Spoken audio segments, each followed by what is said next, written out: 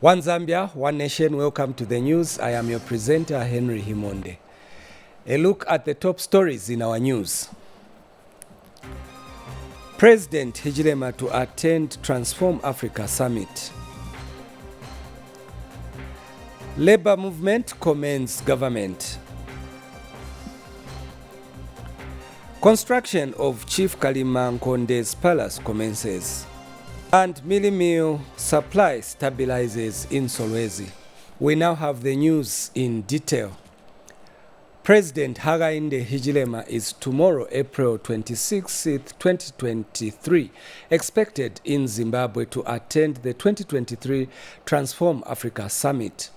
Science and Technology Minister Felix Mutati has confirmed the development to the Zambia News and Information Services, Zanis, in Zimbabwe, adding that President Hichilema is a champion of transformation and is passionate about digital transformation.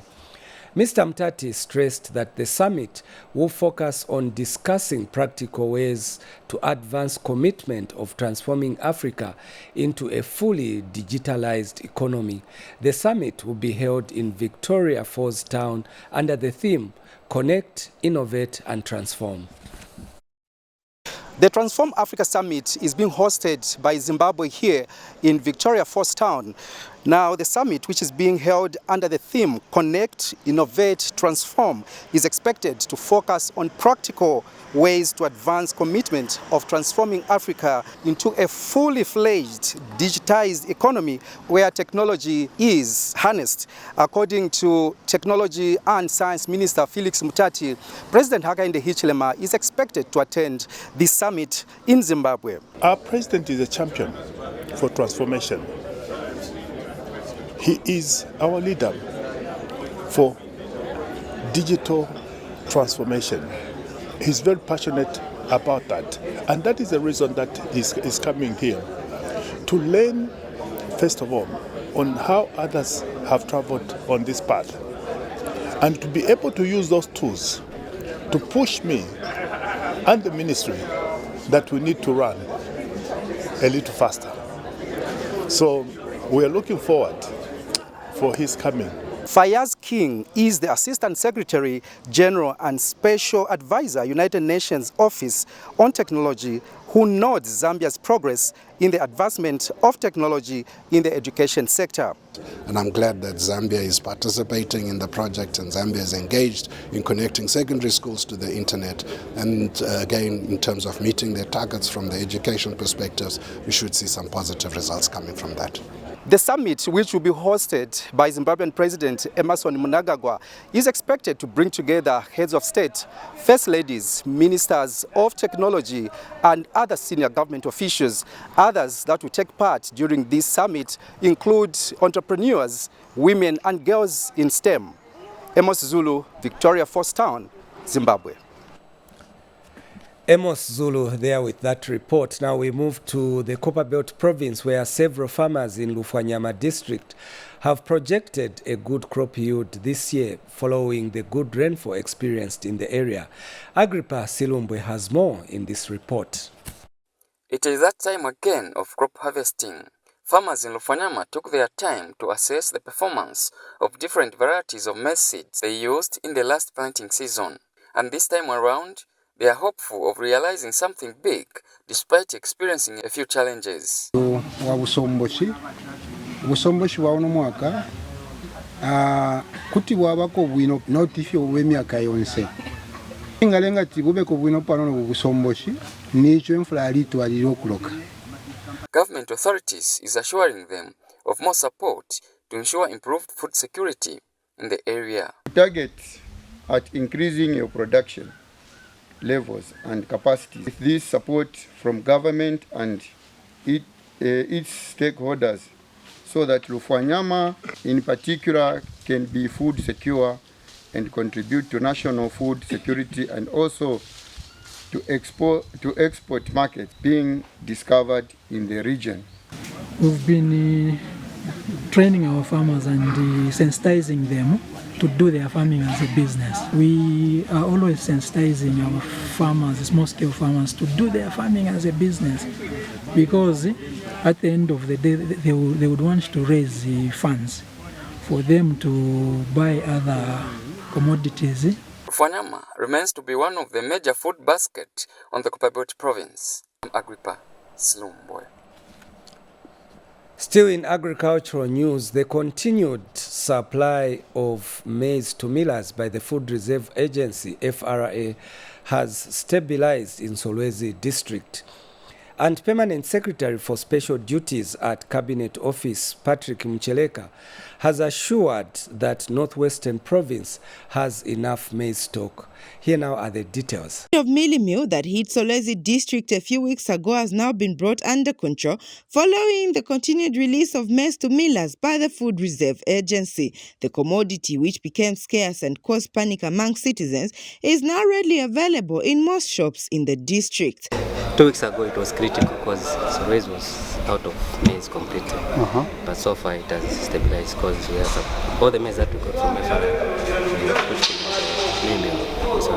Just as you can see, this is what we have in stock, and I'm just happy that our government, through the FRA, have started offloading some maize to this milling plant. So meaning the issue of Solwezi continue having a shortage of meal, I think it is going to be a thing of the past. Cabinet Office is happy that the situation has now normalized and assures the people that Northwestern Province still has enough maize stocks. We have normalized the situation. There are no queues whatsoever. There's no panic buying. We still have a lot of maize under FRA in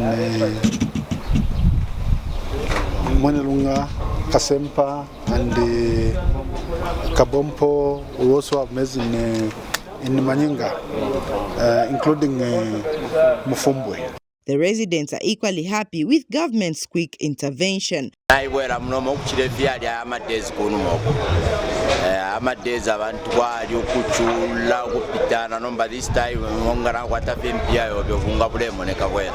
Mwape Mwesa for Zanis News in Solwezi District. Luapula Member of Parliament Chandaka Totowe says the construction of Senior Chief Kalimankonde's Palace under the Constituency Development Fund CDF will commence this year. Mr. Katotowe said all modalities have already been put in place and only final approvals are remaining before the actual works can start. He said following the presidential directive to have chiefs' palaces constructed using CDF, all the 4 chiefs in Lunga district have agreed that the palace for the senior chief will be the first to be constructed. Mr. Katotowe said the Zambia National Service has since been engaged to construct the palace. Consistent with the presidential directive that in CDF there must be construction of 1 chief's palace. Our 4 chiefs in Lunga district, who are mainly Senior Chief Kalimankonde, Chief Nsamba, Chief Kasomalunga, and Chief Walamponda, have had a meeting and they've agreed that the first palace to be built should be for Senior Chief Kalimankonde. And as you are aware, the procurement will be done centrally. It will be done from Ministry of Local Government and Rural Development, and they are procuring, from what we've read, Zanis to come and do the Chief's Palace. The news continues. Zambia is this year expected to host 21 heads of state and government who will attend the 22nd Common Market for Eastern and Southern Africa COMESA Heads of State Summit slated for June 8th. Minister of Commerce and Trade and Industry Chipoka Mulenga and COMESA Secretary General Chileshe Kapwepwe today signed the host agreement for the first physical meeting since the onset of the COVID-19 pandemic. Sarah Miti has details in the following report. The Common Market for East and Southern Africa COMESA Heads of State and Government Summit is a forum that brings together heads of state or government and is responsible for the general policy and direction and control of the performance of the executive function of the COMESA bloc. Zambia will this year host the 22nd Heads of State Summit, which will be held on the 8th of June 2023 at Lusaka's Mulungushi International Conference Center. Minister of Commerce, Trade and Industry Chipoka Mlenga and COMESA Secretary General Chileshe Kapwepwe have signed a host agreement which formalizes the agreement for the country to host the summit. COMESA Secretary General Chileshe Kapwepwe highlights the significance of the summit and the expected benefits to the country. In hosting the summit, the government of the Republic of Zambia is not only assisting the Secretariat to comply with one of its strict provisions, but it's also contributing towards the deepening of regional integration agenda of COMESA for sustainable development and economic growth. Hosting a summit usually comes with tremendous benefits to the host country, and it is our expectation that Zambia can reap some of these benefits, which include the following: uplifting of Zambia's socio-economic development through improved cross-border investment and enhanced regional cooperation and integration, positioning the country as an investment destination and attracting potential investors. Business entities will engage with potential partners during the summit through side events and exhibitions. As such, this will result in increased trade and investments for the country in the long run. And lastly, positioning the country as a tourism destination in support of job and wealth creation to increase foreign exchange revenue in order to fully exploit the country's huge tourism potential. The minister has also underscored the significance of the summit and has called on the local businesses to take advantage of the event. That at the margins of the summit, it will provide platform for delegates drawn from both the private and public sector to exchange information on investment opportunities and establish business partnerships across COMESA region. And it is for this cause that I would want to call on the Zambian local business players to take advantage of this summit, to take advantage of this business forum where they can have business linkages, business partnerships and joint ventures with other players within the region. The minister also made an appeal to other stakeholders, government ministries and the media. Our colleagues from the Ministry of Tourism to take advantage of this opportunity where we are going to host hundreds of delegates from across the region in COMESA who will be coming here, where we're going to take advantage of our tourism sector, which will in return translate into investment opportunities. The summit, which will be held under the theme Economic Integration for a Thriving COMESA, anchored on green investment, value addition and tourism, will see President Hakainde Hichilema taking over the chairmanship of COMESA. 21 heads of state from COMESA member states are expected to attend the summit this year. Sarah Miti for Zanis in Lusaka. And Minister of Tourism Rodney Sikumba has urged the Zambia Institute of Chartered Accountants to help government in finding lasting solutions to the country's debt situation. Speaking during the official opening of the 3rd International Executive Retreat for Zambia Institute of Chartered Accountants in Livingstone today, Mr. Sikumba said there is need to restore macro stability and debt restructuring. And Zika President Cecilia Zimba said the executive retreat was meant to equip leaders with knowledge to navigate change.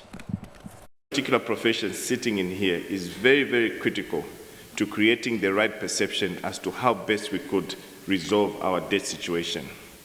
What is very, very important is to see that this profession is at the center of making sure that this particular government has financial prudence. The only way we could sit down and say we have sorted out our debt is making sure that you, the profession, are not dented in any way. Our mindset is the way we think and approach the world around us. It shapes our beliefs, attitudes, and behaviors, and ultimately determines our level of success. A fixed mindset where we believe our abilities and talents are fixed and cannot be changed can hold us back from achieving our full potential. ICAM is committed to continuing this collaborative journey, and we are ready to host you next in Malawi. Together with Zika, we will achieve more The labor movement in Zambia has commended government for the efforts being made in job creation. The Civil Servants and Allied Workers Union of Zambia made these remarks ahead of the Labor Day commemorations being held under the theme Accelerating Job Creation for Economic Growth. Mtalekani caught up with some unions and filed in this report. Each year, on May 1st, Zambia joins the rest of the world in commemorating International Labor Day, also commonly known as Workers' Day. The 2023 commemorations will be held under the theme Accelerating Job Creation for Economic Growth. Stakeholders are of the view that workers deserve to be celebrated for their contribution to the economic growth of the country. As a union, we take cognizance of Labor Day, and we will celebrate and appreciate our members whose remarkable efforts are undeniably outstanding in contributing to developments of this country in various sectors where they are deployed. The Zambia Union of Government and Allied Workers has also commended government for various efforts it is making in creating employment opportunities. The efforts that government is putting in place to ensure that more jobs are created are efforts that we commend as a union, and we want to believe that more jobs will be created in areas where we expect economic growth, so that the economy of our country can be more viable and more beneficial to the citizens of this country. The Civil Servants and Allied Workers Union of Zambia also shared their views. We are workers. Ours is to be appreciated by the employers. This is a day when the employers are supposed to appreciate the efforts we push in these institutions to make these institutions viable. So it is a day, that's why it is celebrated world over. So all the administrations in this country who are organizing this Labor Day, let them find ways and means of mobilizing resources to make sure that they are able to host the celebrations without asking money from the unions. Mtalekani for Zanis News in Lusaka. On the Copperbelt province, about 600 bags of D-compound fertilizer meant for the Farmer Input Support Program, which allegedly went missing on the province, has been found at a named bar in Ndola's industrial area. More in the following report. Following a tip-off by alerting Ndola City Council inspectors, Ndola District Commissioner Joseph Piri rushed to a bar in industrial area where suspected government fertilizer procured from the nitrogen chemicals of Zambia is stored. We have found approximately 600 bags of fertilizer, which are for FISIP, government fertilizer. But the unfortunate part which we have seen is that despite it being written on FISIP and not for sale, unscrupulous people just here, upon receiving this fertilizer, they have started removing the label for FISIP, which means it clearly states that this fertilizer has been stolen somewhere. It was earmarked for another district, but it has found itself here at the private entity. However, the team, which included Zambia Police and Ministry of Agriculture staff, failed to gain access to the premises. I told the one who had put fertilizer there to bring the keys. So I was thinking that maybe he will bring the keys so that I call the officers. They are behind him. So now who is clever, is smart, he has sent someone they've left the keys by the canteen. The unfortunate part is that the owner of the premises is not here. We have communicated to her. What she's saying is that she's at the council. We give her 1 hour. So the keys have not been given to us. But we have managed, since we are able to see through the window what is there.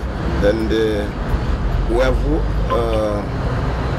have seen that really these are government properties. Government last year had contracted nitrogen chemicals of Zambia to supply D-compound fertilizer to the Copperbelt province under the FISIP program, but the company subcontracted another supplier. NCZ did not have fertilizer of its own. It subcontracted Omunya. So the fertilizer that we received in the district was labeled Omunya D-compound. And that's the fertilizer that we gave out to our farmers on this program, Farmer Input Support Program for 2022-2023 farming season. Penelope Chansa, Zanis News, Ndola. As we continue with the news, Mwansabombwe Town Council Chairperson Terry Chungu says the local authority will continue engaging relevant officers to facilitate the completion of the civic center and other stored projects in the area. More in the following report by Lewis Changwe. Most contractors who were engaged to construct the civic center and the district administration block abandoned the project in 2018. The situation has resulted in a number of structures being vandalized. Town Council Chairperson Tirio Chungu, however, informed the Public Accounts Committee, PAC, who toured the structures, why his office has not provided any security to the infrastructure. We have to wait for the light up. As a local authority, we cannot put security here until we get a light up from the provincial infrastructure office. Because what can happen tomorrow if they vandalize more, we'll be accused of vandalizing and our security will be accused of that. So wait for the light up, as the infrastructure officers has said that they have sent the recommendation for termination of this project so that they can procure new contractors. So once they inform us that no, there is no contractor on this project, we'll move in and put security on this project so that they cannot be vandalized anymore. Meanwhile, Area Member of Parliament Kabasoka Mpampi appreciated the committee for touring the projects and was optimistic that the committee will make necessary recommendations. Our only wish is that after the tour of the committee, they can go and recommend to say these projects are looked into as soon as possible. The vandalism which is happening here, it's very bad.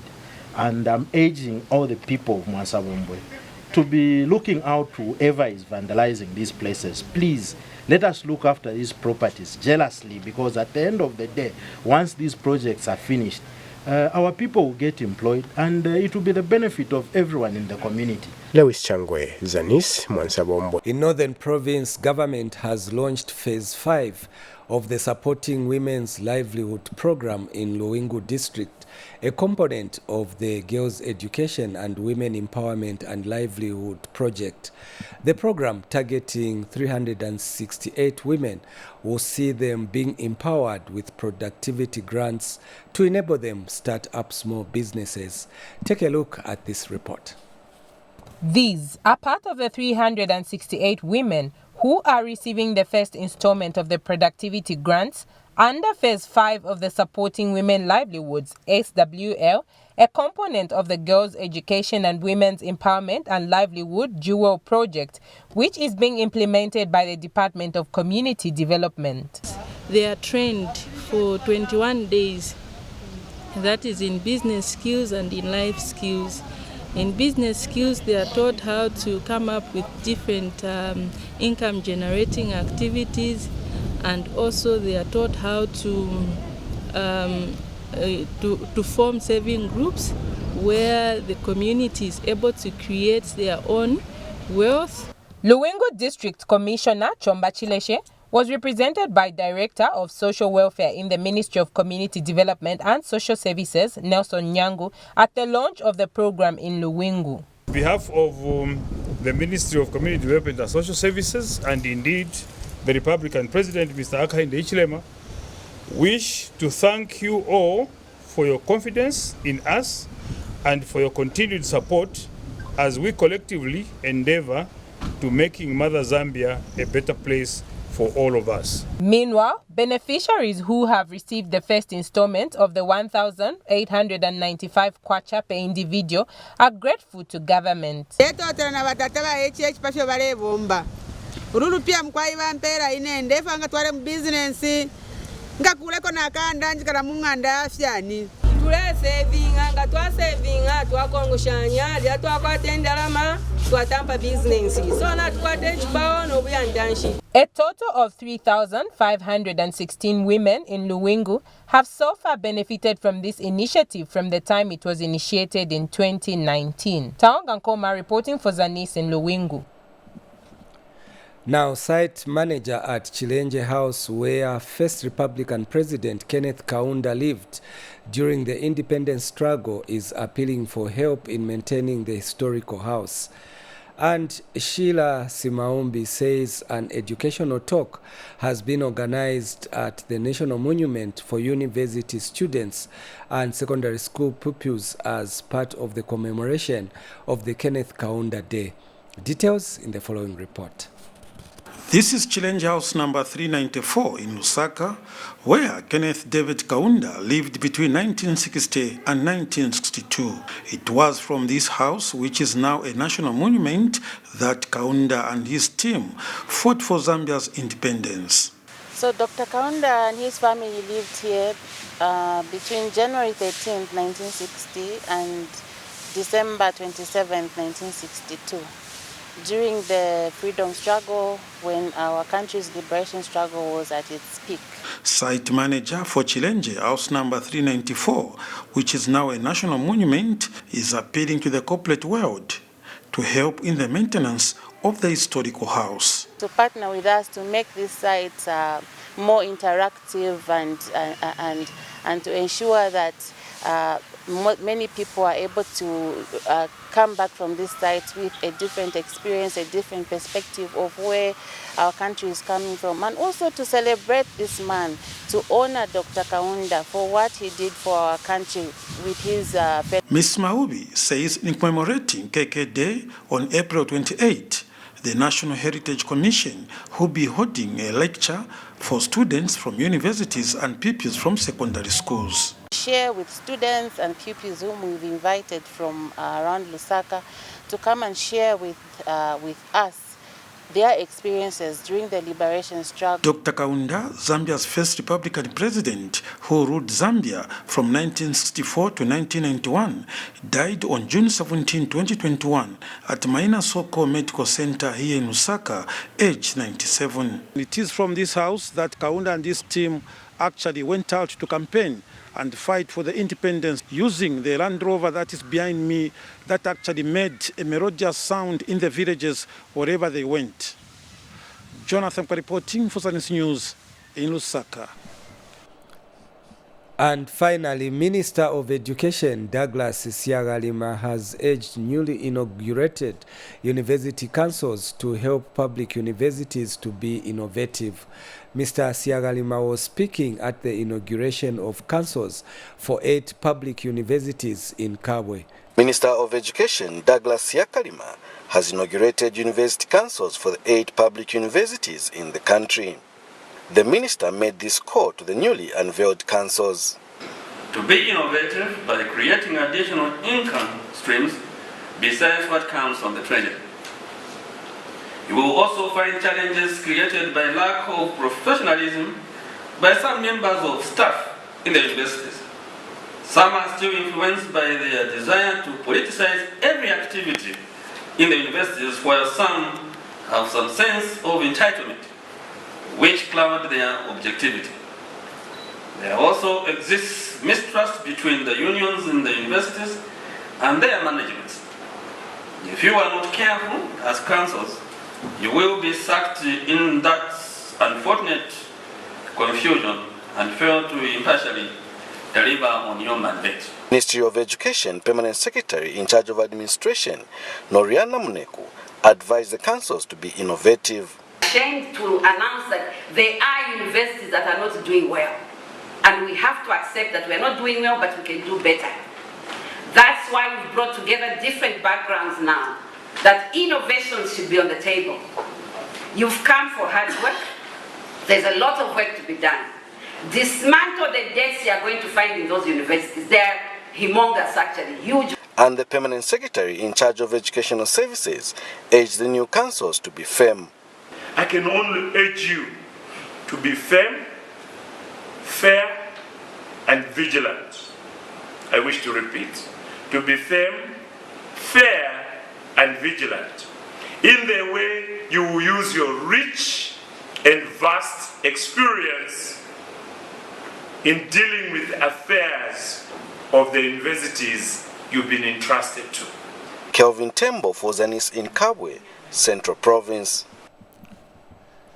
As we end the news, another look at the top stories. President Hakainde Hichilema to attend Transform Africa Summit in Zimbabwe. Labour movement commends government. Construction of Chief Kalimankonde's palace commences. And Milimil supply stabilizes in Solwezi in Northwestern Province. Thank you so much for watching. On behalf of the entire news production crew, my name is Henry Himonde. We'll see you for another edition tomorrow at the same time. For now, it's goodbye.